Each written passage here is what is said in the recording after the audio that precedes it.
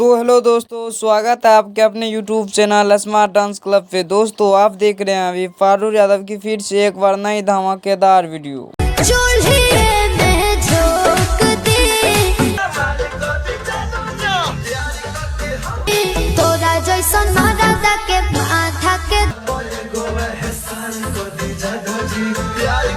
दोस्तों फारूक यादव ने इस वीडियो में स्टेज शो पे एक्टिंग की है। यहाँ पे काफी लोगों की भीड़ दिखाई दे रही है। इस वीडियो में फारूक यादव ने गौरव के साथ किया धमाकेदार डांस। दोस्तों यह वीडियो सोशल मीडिया पे तेजी से वायरल हो रहा है। इस पे अभी 3.3 मिलियन से भी ज्यादा व्यूज आ चुके हैं। तो सबसे पहले इनकी डांस और कुछ वायरल से वीडियो देख लेते हैं, तो वीडियो पर अंत तक जरूर बने।